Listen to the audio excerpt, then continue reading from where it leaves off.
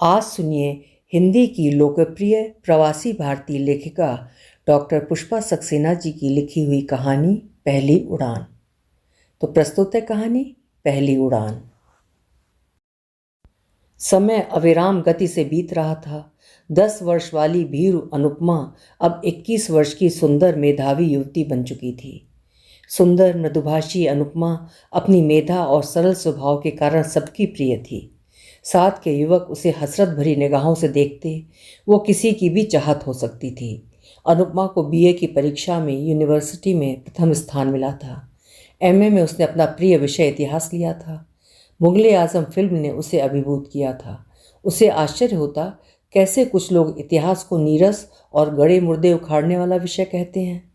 इतिहास तो रोमांस, रोमांच, रोचक तथ्यों, अनपेक्षित घटनाओं और विस्मयकारी परिवर्तनों से भरा पड़ा है। हाँ, इन तथ्यों को समझने के लिए बुद्धि चाहिए। प्रोफेसर अनुपमा की ऐसी ही बुद्धि और खोज की प्रशंसा करते। ताज्जुब है, ऐसी अनुपमा को उसके पीछे दीवाने बने किसी युवक से प्रेम नहीं हुआ। अन्नू के माता पिता अब उसके विवाह के लिए उपयुक्त वर की तलाश कर रहे थे। कई लड़कों ने अनुपमा के साथ विवाह के लिए प्रस्ताव भी भेजे, पर उसके पापा अपनी अन्नू के लिए किसी खास प्रस्ताव की प्रतीक्षा कर रहे थे। अमेरिका से एक बड़ी कंपनी का सीनियर मैनेजर राहुल पापा को ही नहीं, अन्नू को भी भा गया। सुदर्शन व्यक्तित्व के साथ उसके पास वो सब कुछ था जो किसी लड़की का सपना हो सकता था। अमेरिका से भारत में विवाह के लिए आने वालों के पास अधिक समय नहीं होता। राहुल और अन्नू का विवाह शीघ्र ही धूमधाम से संपन्न हो गया। विदाई के तुरंत बाद अन्नू अमेरिका जा रही थी। मम्मी पापा को छोड़ने का दुख अमेरिका के सुनहरे सपनों ने कम कर दिया था। इतने बड़े प्लेन में आप पहले तो कभी बैठी नहीं होंगी। सीट बेल्ट बांध लीजिए या मैं हेल्प करूं? साथ बैठते राहुल की आवाज़ में कंसर्न था। अन्नू को उसका कंसर्न अच्छा लगा था। शायद वो सच ही था। इसके पहले वो इतने बड़े विमान में कब बैठी थी? कुछ ही देर में विमान आकाश की ऊंचाइयां छू रहा था। एयर होस्टेस ने ड्रिंक्स सर्व करने शुरू कर दिए थे। कई वर्षों से विदेश में रहने वाले राहुल को सुरापान से ऐतराज नहीं था और उसने अपनी मनपसंद ड्रिंक ली थी। अनु के सॉफ्ट ड्रिंक लेने पर राहुल ने उससे भी जब बियर या रेड वाइन लेने को कहा तो अनु ने मना कर दिया। क्षमा कीजिए, हम ड्रिंक नहीं करते। हम इसे ज़रूरी या अच्छी चीज़ नहीं समझते, अनु ने कहा। मेरे ऑफिस की पार्टीज़ में सबका साथ देना ज़रूरी होता है, इसीलिए मुझे ऐतराज़ नहीं है। आपने फर्स्ट डिवीज़न में मास्टर्स किया है, पर मुझे ताज्जुब है आप ऐसे ख्याल रखती हैं। वैसे मैंने तो सुना है इंडिया की लड़कियां ऐसे शौक़ों में अमरीकी लड़कियों से भी आगे निकल गई हैं। राहुल ने मुस्कुराते हुए कहा, हमारे ख्याल से ये बात हर लड़की के लिए सच नहीं है। अन्नू ने स्पष्ट शब्दों में अपने विचार दिए थे। आपकी फ्रेंड्स तो बातों में काफ़ी फॉरवर्ड लग रही थीं। वैसे मुझे विश्वास है आप बुद्धिमान और एजुकेटेड हैं। जल्दी ही अमरीकी जीवन में अपने को ढाल लेंगी। मेरे फ्रेंड्स की इंडियन पत्नियों ने अपने को अमरीकी शैली में पूरा बदल लिया है और अमरीकी जीवन एंजॉय कर रही हैं। आपकी जानकारी के लिए हमारी फ्रेंड्स हमारी ही तरह की सोच रखती हैं। हम सब सही रास्ते पर चलने वाली मॉडर्न लड़कियां हैं। अपनी सीमा से कभी बाहर नहीं गए। अपने अस्तित्व को बदल लेना अपने को खो देने जैसा होता है। हमें अपनी भारतीय संस्कृति पे गर्व है। अपनी बात कह अन्नू मौन हो गई। आपकी बातें सुनने में अच्छी लगती हैं, पर अमेरिका में रहने पर आप अपने विचार अवश्य बदल लेंगी। वहाँ की सुख सुविधाएं आपको बदल देती हैं। सच कहूँ तो अमेरिका को स्वर्ग कहने में मुझे कोई दुविधा नहीं है। यहाँ रहते मैं सोच भी नहीं सका था कि इतनी कम आयु में मेरे पास शानदार नौकरी, कार और इतना बड़ा घर होगा। राहुल ने अपना सच खुशी से बताया। ये सब तो भौतिक सुख सुविधाएं हैं। सुना है वहाँ से आत्मिक शांति के लिए लोग भारत आते हैं। हमें तो भारत में रहते हुए कभी कोई अभाव नहीं महसूस हुआ। अनु ने सच ही कहा था। आप ऐसा सोचती हैं, पर जब मैंने आपके फ्रेंड्स को बताया कि मुझे अपने जॉब में यूएस की कई स्टेट्स में प्लेन से बराबर आना जाना होता है और अब शादी के बाद आप भी मेरे साथ प्लेन से पूरा यूएस घूमेंगी, ये सुनकर आपकी सहेली आशा बोली थी, हाउ लकी। क्या आप अपने को लकी नहीं समझती? हर एक को किस्मत से ऐसा चांस नहीं मिलता। राहुल की आवाज़ में कुछ गर्व का पुट था। ऐसी बात तो नहीं, आपका साथ मेरा सौभाग्य है, पर आजकल विदेश का मोह पहले जैसा नहीं रह गया है। शादी के बाद शबनम यूके जा रही है और मीना कनाडा जाने वाली है। हमारे लिए हमारी फ्रेंड्स खुश हैं, इसलिए ऐसा कहा होगा। हम भी सोचते थे हम कभी विदेश नहीं जाएंगे। अनु का सच बोल उठा। वो शायद इसलिए कि सुना है आपको फ़्लाइट फोबिया था। शायद छोटे प्लेन्स की फ़्लाइट में डर लगता होगा, पर मुझे इसका कोई एक्सपीरियंस ही नहीं है। अमेरिका के लिए पहली फ़्लाइट ऐसे ही बड़े प्लेन में ली थी। क्या आपको इस प्लेन के खुशनुमा माहौल में डर लग सकता है? राहुल ने पूछा था। नहीं, छोटे प्लेन की फ़्लाइट से ही हमारा डर हमेशा के लिए भाग गया था। अचानक अन्नू बोल उठी, ये तो कमाल है। क्या कोई ऐसा साथी मिल गया था जिसने आपके डर को हमेशा के लिए भगा दिया? Just joking. वैसे मुझे तो अब नींद आ रही है। शादी की ढेरों रस्मों के कारण सो भी नहीं सका था। आप भी आराम कर लीजिए, प्यार से राहुल ने कहा। आंखें मूंद कर राहुल सो गया। राहुल के उस सवाल ने जैसे अन्नू को कई वर्ष पहले पहुंचा दिया था। अनुपमा उर्फ अन्नू का घर इलाहाबाद के बमरौली हवाई अड्डे से करीब 8 मील दूरी पर था। दिन में न जाने कितने विमान घर के आंगन से आकाश में उड़ते दिखाई देते थे। उन विमानों को हवा में उड़ते देख 10 वर्ष की अनु सोचती, कैसे ये विमान चिड़ियों की तरह पंख फैलाए आकाश में उड़ते हैं। अगर ये गिर जाएं तो? इस कल्पना मात्र से अनु डर जाती। एक दिन वो हादसा हो ही गया। स्थानीय कॉलेज के एक समारोह में कुछ नया करने की सोची गई। विमान को नीचे लाकर मुख्य अतिथि के गले में हार पहनाने के प्रस्ताव ने सीनियर विद्यार्थियों को उत्साहित कर दिया। ये नई पहल सबको विस्मित और प्रशंसित ही करेगी। इस कार्य के लिए विमान उड़ाने की ट्रेनिंग देने वाले 2 सीनियर युवाओं ने यह साहसी कदम उठाने का निर्णय लिया था। अंततः लड़कियों के सामने हीरो बनने का इससे अच्छा मौका कब मिलेगा?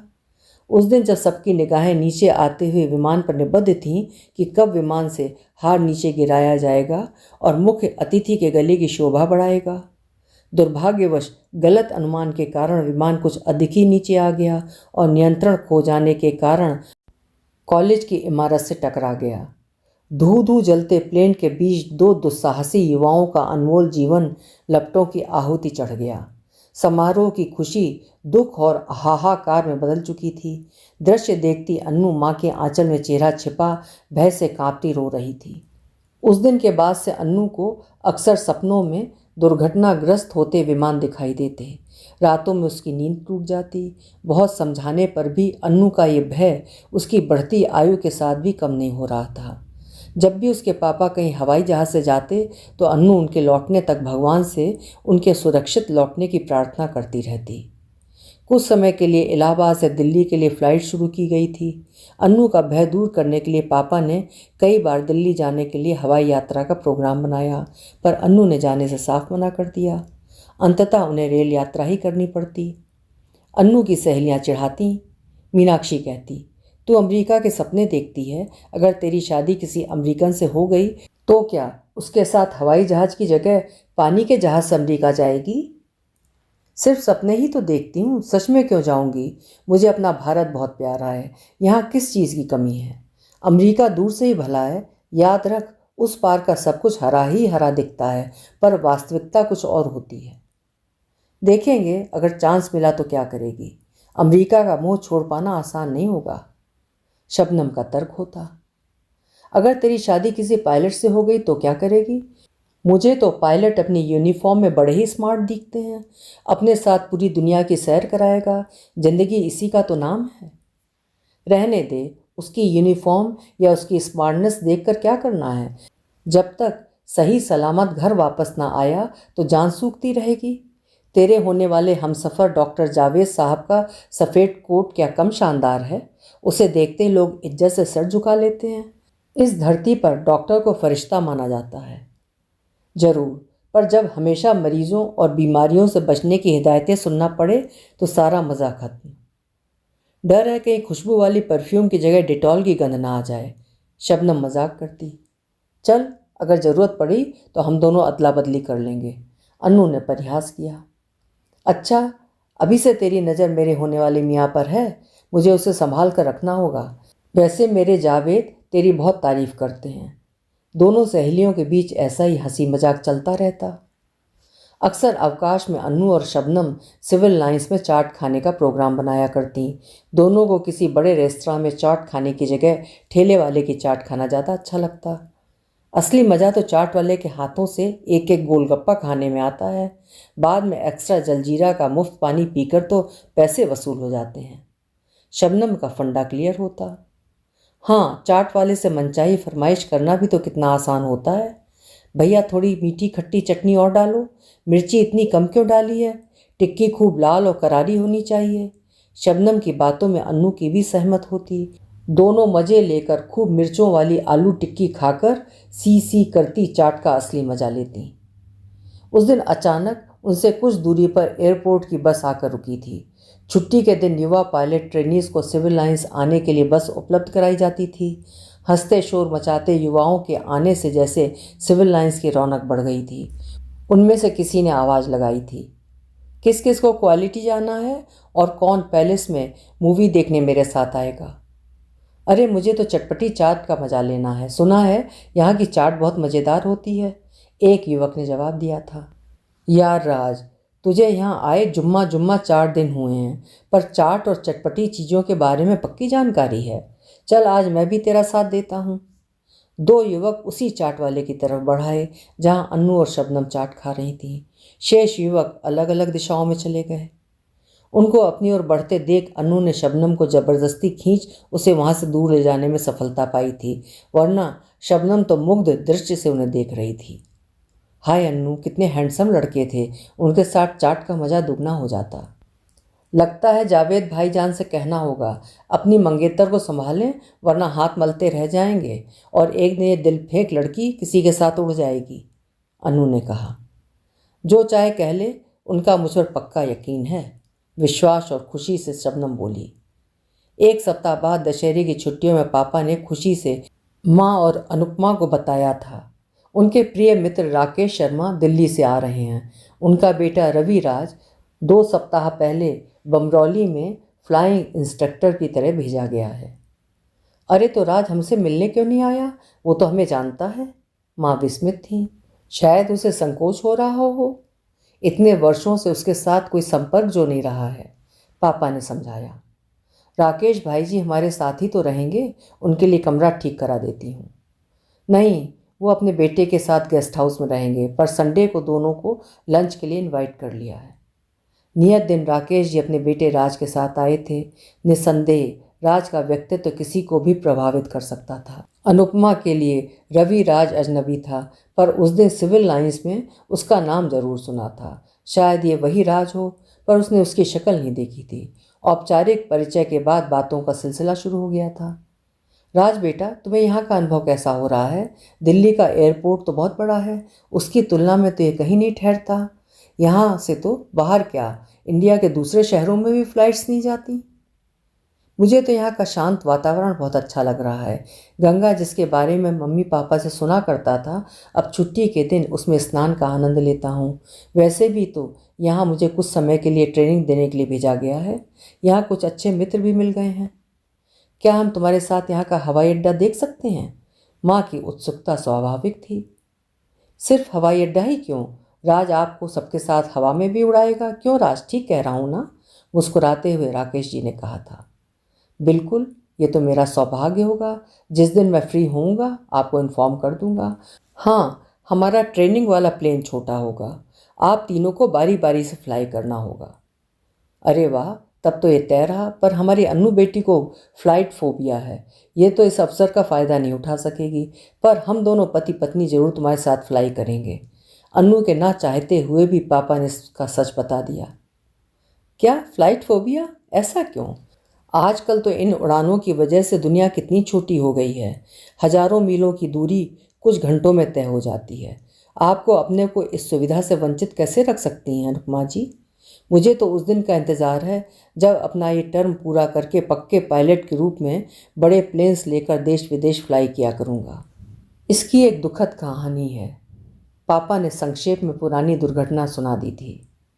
जिंदगी में ऐसे हादसे होते रहते हैं, पर इसका अर्थ ये तो नहीं कि इंसान जीना ही छोड़ दे।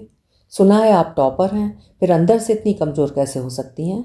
कोई बात नहीं, आप फ्लाई मत कीजिएगा, पर अपने मम्मी पापा को तो उड़ते देख सकती हैं। मेरी रिक्वेस्ट है, आप ज़रूर आइएगा। हंसी मजाक और पुरानी यादों को दोहराते हुए लंच के बाद राज अपने पापा के साथ वापस चला गया। अन्नू को ये सोचकर अच्छा नहीं लग रहा था कि राज ने उसकी कमजोरी पर व्यंग किया था। जो भी हो वो जाएगी ज़रूर, पर उसके साथ फ्लाई किसी हालत में नहीं करेगी। हाँ, मम्मी का प्लेन में उड़ान भरने का शौक़ ज़रूर पूरा हो जाएगा। उसकी वजह से मम्मी पापा भी प्लेन से नहीं जा पाते। 4 दिन बाद ही राज का फ़ोन आया था। उन्हें 10 बजे पहुंचना था। मम्मी के उत्साह का अंत नहीं था। बहुत कहने पर अन्नू भी उनके साथ जाने को तैयार हुई थी। हल्के जामुनी रंग के सलवार सूट के साथ उसी रंग के मोती की माला और कान में लंबे ईयरिंग पहने अन्नू सच में दर्शनीय लग रही थी। एयरपोर्ट पर अपने प्लेन के पास राज उनकी प्रतीक्षा कर रहा था। अपनी यूनिफॉर्म में वो शबनम के शब्दों में सचमुच बहुत इम्प्रेसिव लग रहा था। अब पहले फ्लाइट कौन लेगा, अंकल या आंटी? राज के प्रश्न का पापा ने समस्या समाधान कर दिया। भाई, लेडीज़ फर्स्ट। वैसे भी मैं तो ऑफिस के कामों से प्लेन में ही जाता आता रहता हूँ, पर इन्हें चांस नहीं मिल पाता। गनीमत है पापा ने इसका दोष अन्नू पर नहीं डाला। राज ने आदर सहित मम्मी को प्लेन में चढ़ाया था। वापस प्लेन से उतरी मम्मी का चेहरा खुशी से चमक रहा था। उत्साह के साथ अन्नू को बताया था, प्लेन से गंगा कितनी छोटी सी लग रही थी। राज ने तो तेरी यूनिवर्सिटी भी दिखाई थी। मैं तो कहती हूँ अपना डर छोड़ और उड़ान भर ले। नहीं, हमें नहीं जाना है, संक्षिप्त उत्तर देकर अन्नू ने होंठ भींच लिए। पापा ने राज की पीठ थपथपा कर प्यार से कहा, आज राज के साथ फ्लाइट का मजा ही दूसरा था। भगवान राज को खूब तरक्की दे। अनुपमा जी, आप फ्लाइट में मत आइए, पर प्लेन को अंदर से तो देख सकती हैं, या आपको डर है कि कहीं आपके बोर्ड करते ही प्लेन खुद ना उड़ जाए? राज के परिहास पर सब हंस पड़े। मजाक के लिए थैंक्स, हम खुद प्लेन को अंदर से देख सकते हैं। राज के परिहास से खिसियाई अन्नू तेजी से बढ़कर ट्रेनिंग वाले छोटे प्लेन के भीतर प्रविष्ट हो गई। उसके पीछे से राज भी प्लेन में आ गया। सॉरी, आपको नाराज़ करने का कोई इरादा नहीं था। अब आपको प्लेन के खास पार्ट्स दिखलाता हूँ, पर पहले मेरे पास वाली सीट पर बैठना होगा। यह प्लेन 2 सीटर है। एक सीट इंस्ट्रक्टर की और दूसरी ट्रेनी की है। अब समझ लीजिए आप प्लेन चलाना सीख रही हैं, तो आपको समझाता हूँ। माफ़ कीजिए, इस ज़िंदगी में तो क्या, अगली किसी भी ज़िंदगी में हमें प्लेन में ना उड़ना है ना ही उड़ाना है। उत्तेजना से अन्नू का गोरा चेहरा लाल हो गया। वाह, आप तो अंतर्यामी हैं, अगली ज़िंदगी तक के बारे में जानती हैं। वैसे प्लेन से तो आपकी दुश्मनी है, पर कार ड्राइविंग के बारे में आपका क्या ख्याल है? अंकल ने बताया कार ड्राइविंग आपकी हॉबी है। कार ड्राइविंग तो हमारी फेवरेट हॉबी है। पापा के साथ स्पीड लिमिट रखनी पड़ती है, वरना हमें तो खूब तेज़ स्पीड 100 से भी ऊपर में ड्राइविंग करने का मन चाहता है, खुशी से अन्नू ने बताया। चलिए आज आपको तेज़ ड्राइविंग का मजा दिला ही दूँ। बात करते करते कब राज ने प्लेन मूव करना शुरू कर दिया, अन्नू को पता ही नहीं लगा। कुछ ही देर में प्लेन रनवे पर तेज़ रफ्तार में दौड़ रहा था। अरे, आप क्या कर रहे हैं? हमें डर लग रहा है। मेरे साथ हैं तो कैसा डर? आंखें बंद कर लीजिए और तेज़ स्पीड का मजा लीजिए। अचानक अन्नू को महसूस हुआ प्लेन तो ऊपर उठता जा रहा है। भयभीत अन्नू ने आंखें बंद करके राज का हाथ कस के पकड़ लिया। साफ समझ में आ रहा था वो धरती से ऊपर उड़ रही थी, पर आंखें खोलने का साहस नहीं कर पा रही थी। राज का पकड़ा हाथ अभी भी नहीं छोड़ा था। रिलैक्स मिस अनुपमा, अब जरा आंखें खोल कर देखिए, हम हाई कोर्ट के ऊपर उड़ रहे हैं। डरते हुए अन्नू ने आंखें खोलकर पहली बार आसमान से उड़ते हुए वो नज़ारा देखा था। उतनी बड़ी हाई कोर्ट की बिल्डिंग कितनी छोटी नज़र आ रही थी।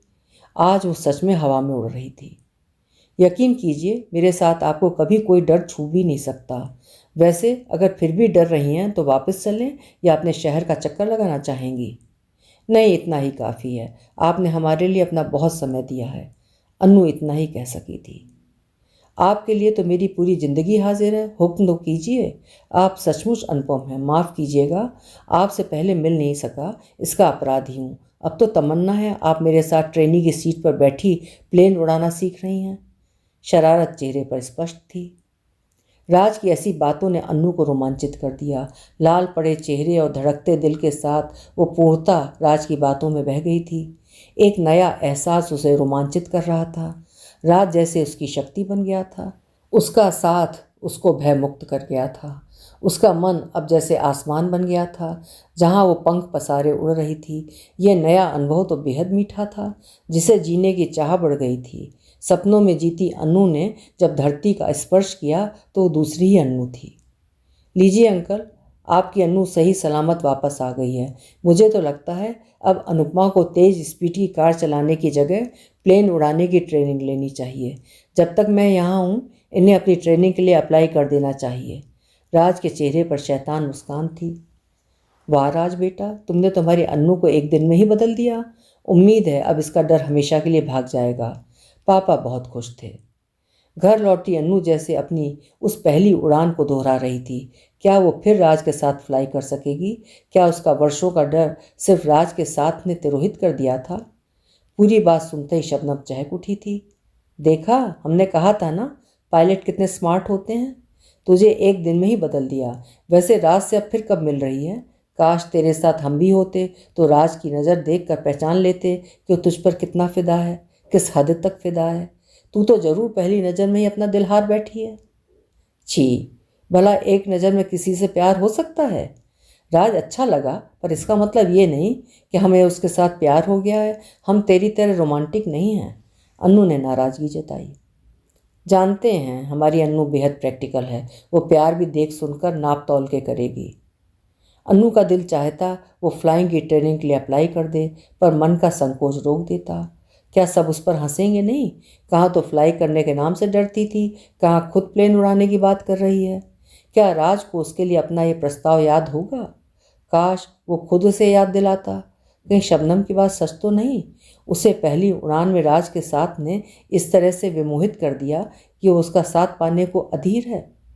वो अपने मन को समझाती रही, पहली उड़ान का प्यार सच नहीं हो सकता, पर दिल था कि उसकी बात मानने को तैयार ही नहीं था। राकेश अंकल वापस दिल्ली लौट गए थे। उनकी वापसी से पहले उन्हें और राज को डिनर पर बुलाया था। अनु बेहद खुश थी। शायद उस दिन राज उसकी ट्रेनिंग की बात फिर दोहराए तो अनु जरूर अप्लाई कर देगी। राज की बातों और उसके साथ की उत्तेजित ऊष्मा को अनु भुला नहीं पा रही थी। उसके 18 वर्षों के जीवन में पहली बार किसी ने उससे ऐसी बातें की थी। उस नए एहसास को भुला ही नहीं पा रही थी। अन्नू की आशा निराशा में बदल गई। 15 अगस्त की तैयारी के लिए राज को वापस दिल्ली बुला लिया गया था। फ़ोन पर मिलने ना आ सकने के लिए क्षमा मांगकर राज दिल्ली चला गया था। अन्नू का मन जैसे चोट खाकर टूट गया था। अन्नू सोचती, काश राज ने अन्नू के साथ प्यार पगी वो बातें ना की होती। शबनम हंसती, अरे तू पागल है, राज बहुत स्मार्ट है। तेरा डर भगाने के लिए वैसी बातें की होंगी, वरना वो तो रोज़ नई स्मार्ट एयर हॉस्टेस से मिलेगा। उनके सामने तू कहाँ ठहरेगी? अन्नू का वो भ्रम ही रहा हो, पर उसे भुला पाना आसान नहीं था। समय हर घाव को भर देता है। अन्नू भी राज की यादों को भुला रही थी। दुर्भाग्यवश राकेश अंकल की अचानक मृत्यु के कारण राज के साथ कोई संपर्क भी संभव नहीं था। पापा ने इतना ही बताया था, राज का सपना पूरा हो गया था। अब वो बड़े विमान लेकर देश विदेश जाता रहता है। अन्नू सोचती, क्या राज उसे कभी याद करता होगा, जिसने अपनी बातों से उस जैसी एक भीरू लड़की का भय कुछ देर में ही तिरोहित कर दिया था। आज इतने समय के बाद राज के सवाल पर अनुपमा फिर उसी एहसास को पूरी शिद्दत से दोहरा रही थी। शायद उसकी वो पहली उड़ान का नशा था, या पहले प्यार का स्पर्श जो उसके जीवन को एक अभिनव मोड़ दे गया था। अनुपमा सोच में पड़ गई। उस छोटे से 2 सीट वाले विमान की छोटी सी उड़ान में जैसा रोमांच, खुशी, मीठे सपने थे, क्या ये खुशनुमा विशालकाय विमान उसकी प्रतिपूर्ति कर सकेगा? क्या वो यादें आज तक उसके मानस में सजीव हैं? शबनम के शब्दों में पहली उड़ान में वो दिल हार बैठी थी। क्या उसके डर की तरह उसके मानस में पहली उड़ान का वो अविस्मरणीय रोमांचक एहसास भी मिट सकेगा? नहीं, शायद उस एहसास को अन्नू कभी नहीं भुलाना चाहेगी, जो उसका भय भगाने में संजीवनी बूटी बना था। आंखें मूंदे अन्नू अपनी सीट से सिर टिकाकर भूले सपनों की उड़ान भर रही थी। अभी आप सुन रहे थे डॉक्टर पुष्पा सक्सेना जी की लिखी हुई कहानी पहली उड़ान। उम्मीद है कहानी आपको पसंद आई होगी। कल फिर मिलेंगे। आपका समय शुभ हो।